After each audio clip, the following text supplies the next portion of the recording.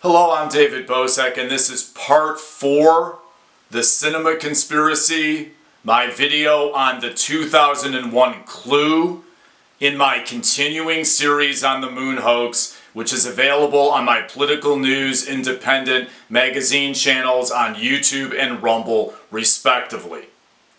Now, some of the information that I talk about in this video comes from Bill Kaysing's 1976 book. I also, of course, talk about my own personal opinions and theories within the moon hoax theories as I talk about in each and every one of these videos. So here we go with the summarization in this video.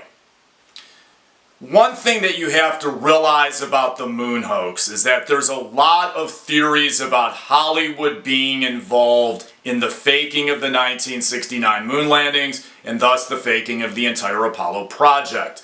Bill Kaysing was an author that believed Hollywood was deeply involved in the faking of the moon landing.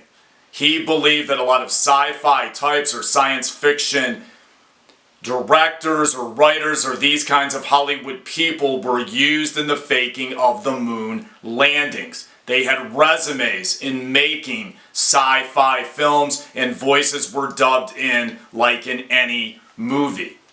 One example of this in his book that he talks about is in the 1971 James Bond film Diamonds Are Forever. There's actually a moon hoax scene filmed out in the desert out west that is in this movie that is never explained, has zero to do with the plot, and I think it's obvious what they're trying to say. And Bill figured this out. I believe they were trying to say the moon landings were faked. Coincidence? I doubt it.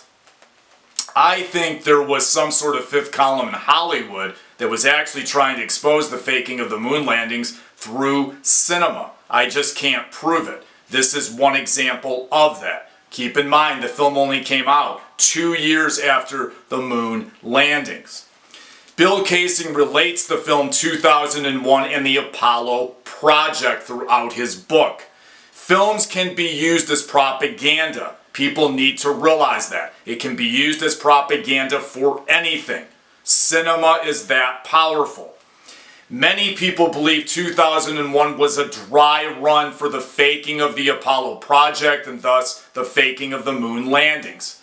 I would probably agree with that. I can't totally prove it, but that's my opinion. In 1965, 2001 started production with NASA advisors.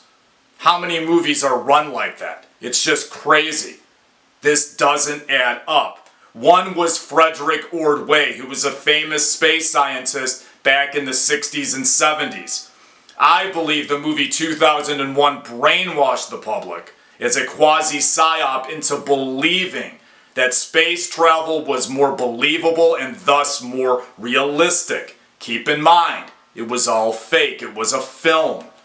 Stanley Kubrick had massive cooperations from big business, the US government and elite global groups to make the film 2001, and at zero cost to him, a massive red flag. The film Capricorn 1 was based on Bill Kaysing's book according to him, and I would probably agree with that also. The similarities are just uncanny. It showed how the film aspect of the plot was done. Remember, there is a citation on Wikipedia that actually says that NASA cooperated with the production of this movie, which is insane, another red flag, because it portrayed NASA as evil. It portrayed NASA as being really, really aggressive and really, really evil. I think some people were trying to prove within NASA that the moon landings were faked. I think there was a fifth column within NASA that was trying to expose this. Because why would this would have happened? Why did this actually happen? Why was this out there? They were trying to expose it. You must have had disgruntled people in there trying to do this. You can get the citation from Wikipedia.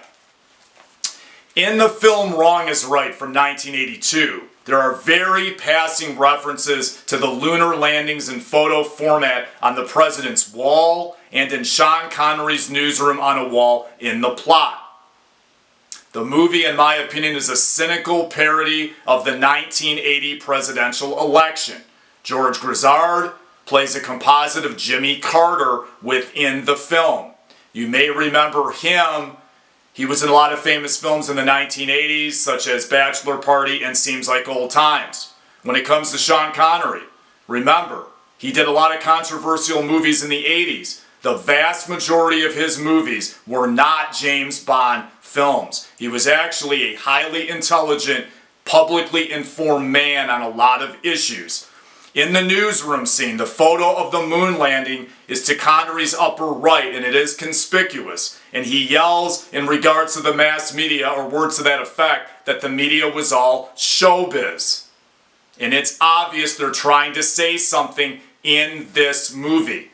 There are photos of the moon landings on walls all over the film. Keep in mind, it has nothing to do with the plot, but it is obvious they are trying to say something about the moon landings. On the X-Files TV show, there was at least one scene in one episode with a moon landing being faked. There may have been a moon landing scene in 2001. I don't remember exactly, but I believe it was in there. For more on that, see the documentary Room 237, which talks about the film The Shining, which was written by Stephen King, but Stanley Kubrick directed the film. They talk about this in that documentary. One theory is that Kubrick put clues to The Shining, clues to the faking of the moon landing within the film The Shining. It's kind of confusing. Remember, King wrote the plot, wrote the novel, but Kubrick did the movie. A lot of people think he did it out of guilt and wanted to expose that the moon landings in '69 were faked, so he loaded up the plot of The Shining with all these wacky metaphors and things that have absolutely nothing to do with the plot, kind of like in 2001. Remember, he hijacked Stephen King's movie. He didn't write the book. Him and Stephen King did not get along that well, according to my research. King did not like what Kubrick did to his plot within the film of The Shining. It's loaded up with a lot of metaphors. I never read the book, but I saw the movie. See the film. There's a lot of things in there that can be interpreted about this. I talk about it in subsequent videos. They didn't like each other. Coincidence? I doubt it. There's just too much here to write it all off as some sort of a joke or a coincidence. There is something there, and Kubrick knew a lot. He may not have filmed it all, but he knew a lot about the faking. It's obvious. Another really good film on how the deep state could have faked it, faking the moon landings, is called Operation Avalanche. It's as good as Capricorn 1 with a similar plot. It shows how practical and realistic this actually is, and that it could have happened. See these movies if you get a chance. See these documentaries if you get a chance. Okay, on to other things. I am David Bosek, and I do not use AI in the creation of any of these videos. My next video will upload tomorrow, which is a non-moon hoax video on another subject. It will upload on Thursday. I'm going to upload the non-moon hoax stuff on Thursdays till the end of this year. Thus, in some weeks, I will do 3 videos in 1 week. That video is going to be a humorous video on how AI is used in customer service in corporations over the phone. If you don't like AI, you will love this humorous video. That is going to be my next one, and for people that don't like AI, I would really encourage them to watch it tomorrow on Thursday. Okay, thanks a lot for your time. Till the next video, it's free to subscribe.